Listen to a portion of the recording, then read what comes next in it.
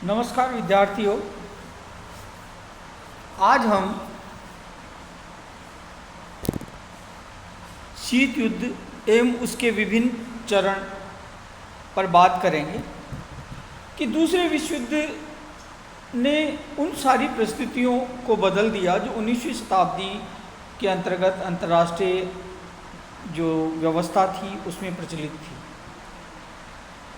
क्योंकि दूसरे विश्व युद्ध के बाद यूरोप में जो आमूलचूल परिवर्तन आए, बहुत सारी चीज़ें बदली कि अंतर्राष्ट्रीय राजनीति पर जो बहुत सारे प्रभाव हुए कि जो महाशक्तियाँ थी, जो यूरोप का वर्चस्व था वो अमेरिका और सोवियत संघ के हाथ में चला गया। ब्रिटेन का जो एक तरह से कमज़ोर राष्ट्र हो गया। तो सबसे पहले जो हम यहाँ बात करेंगे वो बात करेंगे कि जो शीत युद्ध है वो क्या है। कि दूसरे विश्व युद्ध के बाद विश्व दो महाशक्तियों में परिवर्तित हो गया, एक सोवियत संघ और एक संयुक्त राज्य अमेरिका। और इन दोनों महाशक्तियों के बीच में कटुता, तनाव, वैमनस्य और बहुत सारी जो मानसिक जो तनाव था वो निरंतर उसमें वृद्धि होती रही। और विश्व जो संपूर्ण विश्व है जो सोवियत संघ और अमेरिका की जो कटुतापूर्ण जो वातावरण था उसके आधार पर दो विरोधी गुटों में विभाजित हो गया। यानी कि सशस्त्र शांति का युग हम इसे कह सकते हैं। कि दूसरे विश्व युद्ध के बाद अंतर्राष्ट्रीय जो रंगमंच था उसके ऊपर आणविक जो आयुधों का एक तरह से जो भय छा गया और एक तरह से पूरा विश्व एक संघर्ष की स्थिति में आ गया। ये जो वर्चस्व था वो उदारवादी लोकतंत्र और सर्वाधिकारवादी साम्यवाद के बीच था। दो जो वैचारिक जो पद्धतियाँ थी उनके बीच एक तरह से ये संघर्ष था। तो इसी को समझने के लिए हम सबसे पहले शीत युद्ध का अर्थ और परिभाषा को जानेंगे। शीत युद्ध शब्द से सोवियत संघ और अमेरिका में तनावपूर्ण जो संबंध है उसकी हमें अभिव्यक्ति होती है।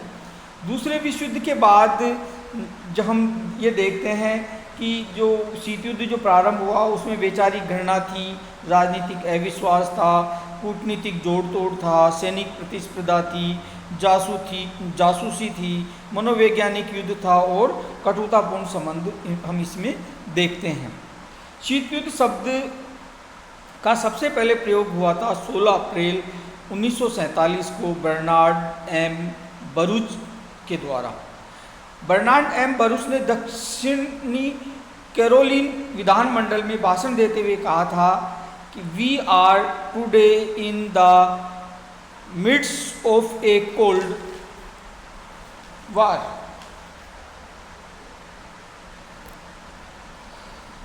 Our enemies are to be found around and at home। यानी कि शीत युद्ध न होते हुए भी युद्ध की स्थिति को दर्शाता है। इसमें विश्व शांति के दृष्टिकोण की दृष्टि से नहीं बल्कि संकीर्ण स्वार्थों को ध्यान में रखकर इसमें कार्य किया गया। और इसमें जो रण क्षेत्र था, इसका जो युद्ध क्षेत्र था वो मानव का मस्तिष्क था या मनुष्य के मनों में लड़ा जाने वाला युद्ध था, इसलिए इसे स्नायु युद्ध भी कहा जाता है। इसमें जो विपक्षी जो राज्य थे उनकी राजनीतिक, आर्थिक, सामाजिक जो संबंध थे उनमें एक तरह से शत्रुतापूर्ण संबंधों को उभारना था। शीत युद्ध एक प्रकार का वाक युद्ध था जिसे कागज के गोलों, पत्रिकाओं, रेडियो तथा प्रचार के साधनों से लड़ा जा रहा था। इसमें कुछ परिभाषाएं जैसे जवाहरलाल नेहरू ने कहा कि शीत युद्ध पुरातन शक्ति संतुलन की अवधारणा का नया रूप है। यह दो विचारधाराओं का संघर्ष न होकर दो भीमकाय शक्तियों का आपसी संघर्ष है। जैसे KPS मेनन कहते हैं कि शीत युद्ध जैसा कि विश्व ने अनुभव किया दो विचारधाराओं, दो पद्धतियों, दो गुटों, दो राज्यों, और जब वह अपनी पराकाष्ठा पर था तो दो व्यक्तियों के मध्य उग्र संघर्ष था। दो विचारधाराएं थी, पूंजीवाद और साम्यवाद। दो पद्धतियां थी, संसदीय लोकतंत्र और जनवादी जनतंत्र, बुर्जुआ जनतंत्र और सरवारा वर्ग की तानाशाही। दो गुट थे, नाटो और वार्सा पैक्ट। दो राज्य थे, संयुक्त राज्य अमेरिका और सोवियत संघ। दो व्यक्ति थे, जोसेफ स्टालिन और जॉन फॉस्टर डैलिस। ये KPS मेनन ने बड़ी स्पष्ट तरीके से इसको समझाने का प्रयास किया कि शीत युद्ध क्या है। लुई हाले ने अपनी पुस्तक the cold war as history 1967 में लिखते हैं कि शीत युद्ध परमाणु युग में एक ऐसी तनावपूर्ण स्थिति है जो शस्त्र युद्ध से एकदम भिन्न है, किंतु उससे अधिक भयानक युद्ध है। यह एक ऐसा युद्ध है जिसने अंतर्राष्ट्रीय समस्याओं का समाधान करने के बजाय उन्हें उछाल दिया। विश्व के सभी देशों और सभी समस्याएं, चाहे वह वियतनाम हो, चाहे वो कश्मीर हो या कोरिया हो या अरब इजराइल संघर्ष, सभी शीत युद्ध के मोहरों की तरह काम में लाए जाने लगे। ये लुई हाले बताते हैं। तो इस तरह से हम कह सकते हैं कि शीत युद्ध वास्तविक युद्ध नहीं था, बल्कि युद्ध का वातावरण था। नेहरू के शब्दों में शीत युद्ध का वातावरण निलंबित मृत्युदंड के वातावरण के समान तनावपूर्ण था। नेहरू का ये कोटेशन याद रखें कि निलंबित मृत्युदंड के वातावरण के समान तनावपूर्ण था। यह गर्म युद्ध से भी अधिक भयानक युद्ध था, क्योंकि यह चिंतन, परम भावनाओं, मनोवेगों पर प्रतिकूल प्रभाव डालता था, जिसने अंतोगत्वा अशिष्ट एवं असंभव आचरण को जन्म दिया। तो इस तरह से हम शीत युद्ध के प्रमुख लक्षण बता सकते हैं, जैसे कि शीत युद्ध दो सिद्धांतों का नहीं बल्कि दो भीमकाय शक्तियों सोवियत संघ और अमेरिका का संघर्ष था। दूसरा हम कह सकते हैं कि शीत युद्ध में प्रचार का महत्व था, यह वाक युद्ध था। तीसरी बात हम कह सकते हैं कि शीत युद्ध में दोनों महाशक्तियाँ व्यापक प्रचार, गुप्तचरी, सैनिक हस्तक्षेप, सैनिक संधियाँ, प्रादेशिक संगठनों की स्थापना करके अपनी स्थिति को सुदृढ़ करने में लगी हुई थी। नेक्स्ट, दोनों शिविरों के मध्य तनावपूर्ण संबंधों की स्थिति को शीत युद्ध कहा गया।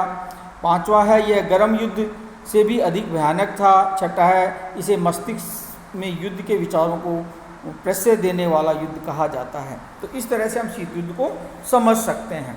अब बात आती है शीत युद्ध के कारण क्या हैं। तो शीत युद्ध दो महाशक्तियों सोवियत संघ और अमेरिका के बीच में जो संघर्ष था उसको हम मानते हैं कि दोनों महाशक्तियाँ युद्ध से प्राप्त लाभ को, इस स्थिति को प्राप्त करना चाहती थी कि दोनों चाहती थी कि मैं पावरफुल बनूं, जो युद्ध दूसरे विश्व युद्ध में जो भी लाभ मिले वो मुझे मिल जाएं। वो उसी स्थिति में शक्ति संघर्ष की ये राजनीति थी। दोनों की आकांक्षाओं की पूर्ति के मार्ग में एक शक्ति दूसरे के लिए बाधक बन रही थी। तो दोनों ही पक्षों ने को एक दूसरे से कुछ शिकायतें थी। ये शिकायतें मूल रूप से शीत युद्ध की उत्पत्ति के कारण होते हैं।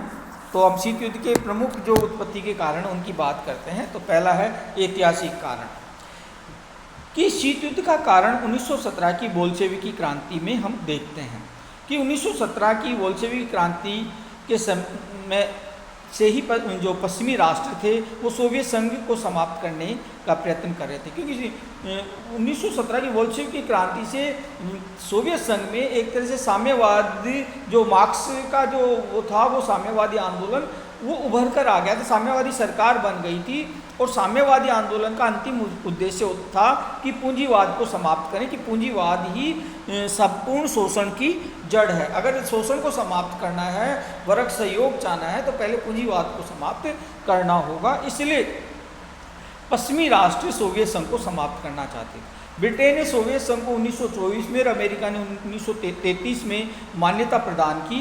पश्चिमी देश साम्यवादी रूस को नाजी जर्मन की अपेक्षा अधिक शंका की दृष्टि से देखते थे और पश्चिमी देश हिटलर को सोवियत संघ पर आक्रमण करने के लिए प्रेरित कर रहे थे। तो एक कारण तो ऐतिहासिक यह है कि सोवियत संघ में साम्यवादी सरकार की 1917 में बोल्शेविकी क्रांति के द्वारा स्थापना हुई। दूसरा है द्वितीय मोर्चे का प्रश्न, कि दूसरे विश्व युद्ध के दौरान जब हिटलर ने सोवियत संघ में आक्रमण करके उसे काफ़ी क्षति जनधन की हानि पहुंचाई, तो सोवियत संघ के जो नेता थे स्टालिन ने मित्र राष्ट्रों से कहा कि यूरोप में नाजी फौजों के विरुद्ध दूसरा मोर्चा खोल दें, जिससे कि सोवियत संघ पर हिटलर का दबाव कम हो जाएगा। लेकिन इस अनुरोध को रूजवेल्ट और चर्चिल दो यानी कि अमेरिका और ब्रिटेन दोनों ने इस अनुरोध को टालते रहे, क्योंकि वो चाहते थे कि ये हिटलर और यानी नाजी और साम्यवाद दोनों टकरा के ख़त्म हो जाए और हमारी समस्या समाप्त हो जाए। तो सोवियत संघ कि इतिहासकारों ये कहते हैं कि अमेरिका और ब्रिटेन की योजनाबद्ध नीति का परिणाम था, जिसने नाजी जर्मन और साम्यवादी रूस को पूर्णतः समाप्त करने का उनका विचार था। इससे स्टालिन को यह समझने में देर नहीं लगी कि पश्चिमी देशों की आंतरिक भावना सोवियत संघ को का विनाश करने होते हुए देखना चाहती है। तो दूसरा कारण ये रहा। तीसरा है युद्धोत्तर उद्देश्य में अंतर, कि अमेरिका और सोवियत संघ दूसरे विश्व युद्ध के बाद जो अपने जो एम्स रखे थे उसमें भी डिफरेंस था कि भविष्य में जर्मन के विरुद्ध सुरक्षित रखने के लिए सोवियत संघ यूरोप के देशों को सोवियत प्रभाव क्षेत्र में लाना चाहता था। तो पश्चिमी देशों के मत में जर्मन की पराजय से सोवियत संघ में ज़्यादा ताकतवर हो जाएगा। तो इस उद्देश्य से कि पूर्वी यूरोप को साम्यवाद अपने पक्ष में करना चाह रहा था, तो पश्चिमी यूरोप वाले या अमेरिका ब्रिटेन वो चाहते थे कि यहाँ साम्यवाद का खतरा ना रहे या साम्यवादी सरकार स्थापित ना रहे। तो ये टकराव दोनों में था, दोनों के उद्देश्य में ये अंतर था। चौथा है सोवियत संघ द्वारा याल्टा समझौते की अवहेलना, कि याल्टा जो समझौता सम्मेलन था 1945 में रूजवेल्ट, स्टालिन और चर्चिल के बीच में हुआ था, जिसमें ये कहा गया था कि पोलैंड में सोवियत संघ द्वारा संरक्षित लुम्बिन शासन और पश्चिमी देशों द्वारा संरक्षित लंदन शासन के स्थान पर एक स्वतंत्र और निष्पक्ष निर्वाचन पर आधारित एक प्रतिनिधात्मक शासन की स्थापना की जाए। इसे कहते हैं याल्टा समझौता। लेकिन जैसे ही युद्ध का अंत हुआ कि होने को था, स्टालिन ने अपनी वचनों से मुकरना प्रारंभ कर दिया और उसने इसमें पोलैंड के अंदर जनवादी लोक पार्टियों को सपोर्ट प्रारंभ कर दिया और वहाँ पर पोलैंड में अपनी संरक्षित लुम्बिनी सरकार को लादने का प्रयास किया। इससे हंगरी, बुल्गारिया, रोमानिया, चेकोस्लोवाकिया में भी सोवियत संघ द्वारा युद्ध विराम के समझौता तथा याल्टा व पोट्सडम संधियों का उल्लंघन प्रारंभ हो गया। तो सोवियत संघ ने इन सभी देशों में लोकतंत्र की पुनर्स्थापना में मित्र राष्ट्रों के साथ सहयोग करने से इनकार कर दिया और सोवियत संघ समर्थक सरकार यानी कि साम्यवादी सरकारों की यहाँ स्थापना की। तो सोवियत संघ की जापान के विरुद्ध युद्ध में सम्मिलित होने की जो अनिच्छा और उसके द्वारा मित्र राष्ट्रों ने को साइबेरिया के अड्डों को सुविधा जो प्रदान करने की जो हिचकिचाहट थी, वो उसका भी यही परिणाम था। तो इससे मंचूरिया स्थित जो सोवियत फौजें 1946 में राष्ट्रवादी सेनाओं के साथ मिलकर एक तरह से यहाँ पर साम्यवादी की स्थापना कर दी और याल्टा समझौते के विरुद्ध ये था। तो ये भी एक तनाव का कारण रहा कि साम्यवाद का विस्तार हो रहा है। पांचवा है सोवियत संघ द्वारा बाल्कन समझौते का अतिक्रमण, कि सोवियत संघ ने अक्टूबर 1944 में चर्चिल के पूर्वी यूरोप के विभाजन के सुझाव को स्वीकार कर लिया था और इसके अंतर्गत ये निश्चित हुआ था कि सोवियत संघ का बुल्गारिया, रोमानिया में प्रभाव स्वीकार किया जाए और यही स्थिति यूनान में ब्रिटेन की स्वीकार की जाए।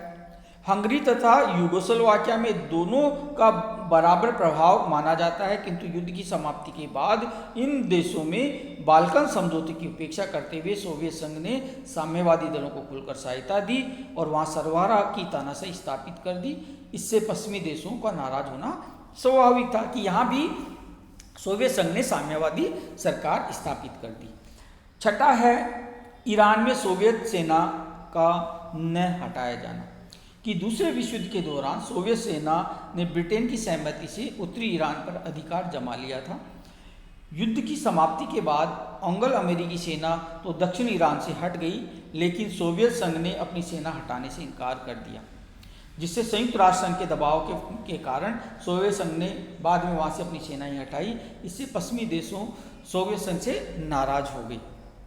नेक्स्ट है यूनान में सोवियत संघ का हस्तक्षेप, कि 1944 में एक समझौते के द्वारा यूनान ब्रिटेन के अधिकार क्षेत्र में आ गया था। दूसरे महायुद्ध में ब्रिटेन की स्थिति कमज़ोर हो गई थी, जिसे ब्रिटेन ने यूनान के अपने सैनिक अड्डे समाप्त करने की घोषणा कर दी।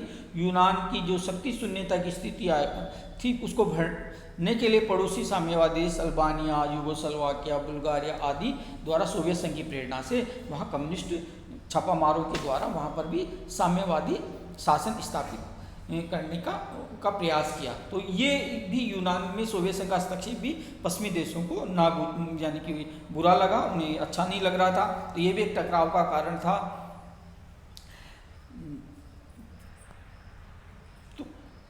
अभी अपन इतना ही करते हैं, कल अपन आगे की चर्चा करेंगे। धन्यवाद।